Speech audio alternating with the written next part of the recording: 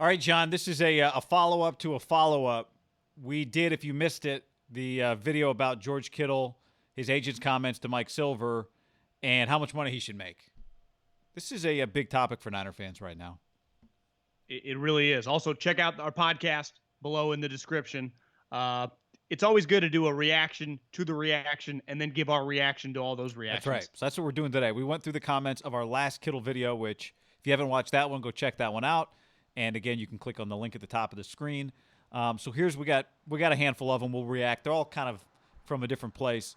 This is from Kaleo, who says give him $17 million a year for the next 4 years, with 35 to 40 guaranteed. As a fan, I'm hoping they load his contract with guaranteed money, but low annual cost towards the cap. The annual there sounds sweet. Sounds sweet for him. The guaranteed money sounds really good for him and pretty good for the 49ers, right? We both guessed under 35 in the 30 range, give or take. But I think most people who just want to get a deal done would say this. Just give him this. He could not say no to anything in that neighborhood. Yeah, so you're talking about a deal 4 times 17. I'm no math major. 4 times 15 is 60. So you're, up around what, 68.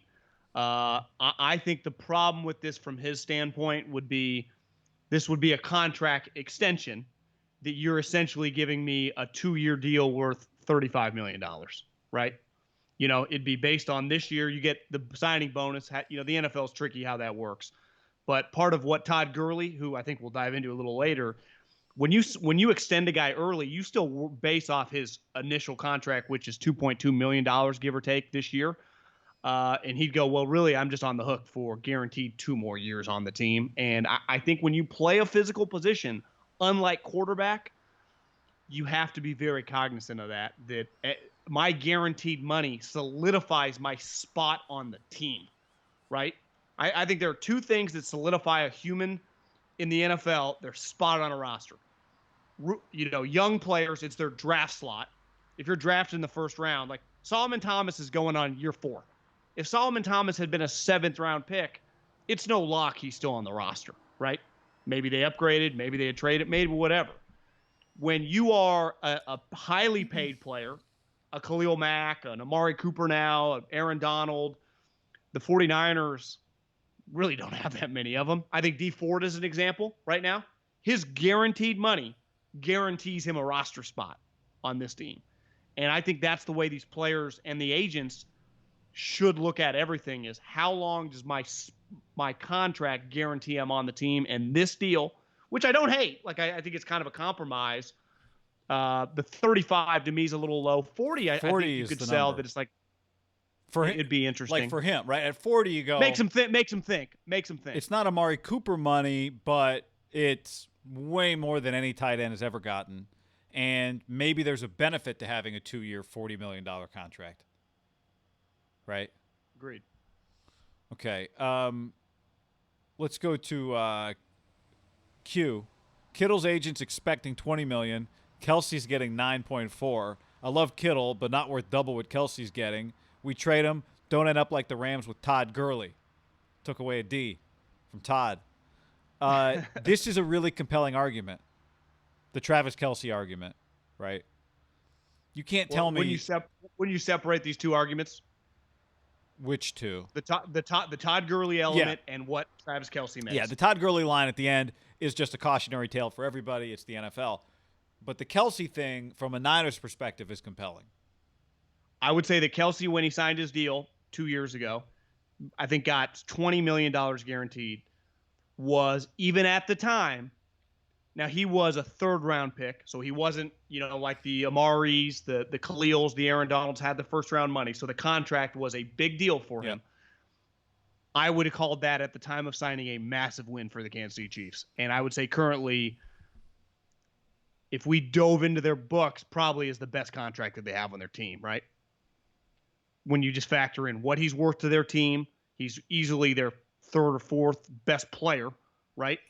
And he makes, relative to the league, separate from his position, really cheap. Like the Chiefs will do that contract all day long, every day of the week. twice on Sundays. Yeah, I mean, they did a deal that within 4 years, because they did the deal in 2016, made the guy not the highest paid tight end in the league, which you could argue that usually goes faster than that. Like quarterbacks become the highest paid guy, and within 2 months, they're not the highest paid guy at their position anymore.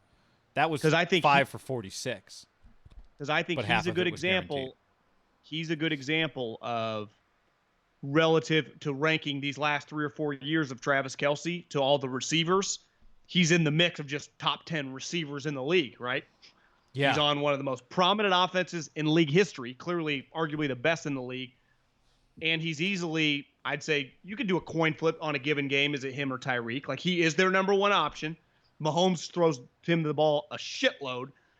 And if you can get that player, this is where the tight end conversation becomes so complicated, right? Because you go, wait, we're the best offense in the league, and arguably our number one option makes less than $10 million a year? Like, that's just – this is where it does, like, when you say a George Kittle deal, he's basically – I think he's speaking for Travis Kelce. We don't want him to get screwed. And, again, I don't think Travis views he got screwed, but he just based it off the position, which I think George Kittle is apprehensive, as he should be, to do. But couldn't we argue, because we talk about the Hooper deal all the time, and Hooper is not in Kelce he's not in Kelce's stratosphere. He's not in Kittle's stratosphere ever. Over the course of 4 years, John, from Kelce got $20.5 million in 2016. Hooper. Wow, I assumed it was 17. That's a long time ago. Hooper gets 23. He got $2.5 million more 4 years later. Well, I think a big part of it, though, is Gronk and Kelce had been paid, and they were just in a different world. So when you went into the negotiations, you couldn't say with a straight face on those guys. Austin Hooper, the thing he benefited, right? He just hit the open market. But these guys didn't. Right, but what I'm saying is, if you're Kittle, you're going, if I'm like Kelce, then forget about Hooper. Hooper got a little bit more because it was 4 years later. If he had signed his deal at the same time, it would have been anywhere close to Kelce's. So here we are 4 years later, and you're telling me I'm worth, 29 guaranteed now? 4 years later after Kelce got 20.5? No. That's not the way NFL inflation works.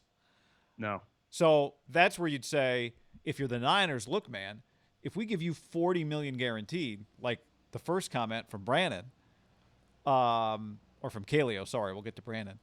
If we give you $40 million guaranteed, that's twice what Kelce got, albeit 4 years ago, but usually guarantees don't double in 4 years for your position for a comparable player. Can I chime in on Todd Gurley really quick? Yeah. I think you could use him as an example for any non-quarterback in the league, right? It's a risk when you give huge guaranteed money to any player. If they get injured, he technically didn't get a specific injury. It just turned out he had a degenerate knee. I think the bigger issue with him specifically is, let's say Aaron Donald had become the same situation or becomes that. You go, well, he was a defensive lineman, pass rusher. It was a no-brainer. I think the pushback on Todd was, guys, he's a running back. You had drafted him in the first round, and you extended him after 3 years when you had the fourth and the fifth-year option. It was just, you got a little, you put the cart way ahead of the horse. Yeah. There wasn't a huge rush where Kittle, there's a chance that whatever they give him, whether it's $28 million or whether he somehow gets himself $50 million, he could get injured and never be the same. Like that is part of football, right? That is just the risk in signing, to me, any contract. You could argue quarterbacks too. I mean, we've seen Teddy Bridgewater's leg fall off in practice. Yeah. That's just at any moment you could open up your computer and go, we lost our best player to an Achilles in OTAs. Especially this year. This would be a year where it happens. It's just the nature of the beast. Well, but I also think, like, this is where the Niners kind of the leverage comes in, right? Are you willing to hold out and then come back and play and then get tagged? This is Phillip. Niners have the leverage because he has one more year on his contract at 2. Then they could tag him and tag him again and tag him a third time at 10.5, 12, and 14, in theory, around there. Niners have 4 years of control. Is he going to sit out 4 years? Part of Kittle's success is Shanahan. But then Phillip ends with $14 million a year, which if the Niners really can exert that much leverage, $14 million a year almost feels like might be a little high. But it's not when Hooper's getting 11. Could you use these numbers, 10.5, 12?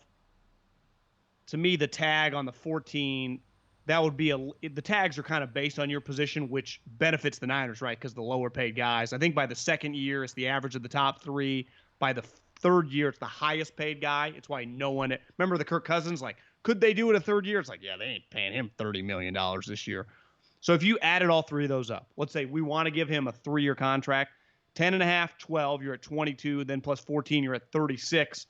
Could that be kind of the guarantee? Like, hey, listen, give me a little bit more because you'll like, it could 40 be a break the bank number, but also a show of faith. Like it's kind of a meet in the middle number. Could that be the number that gets him to sign? Yeah, because if he wanted to go Cousins, he could just play year to year to year and make that much money. But the risk being what you just said a minute ago, injury. If you're the Niners, I think the Niners would gladly do it this way, right?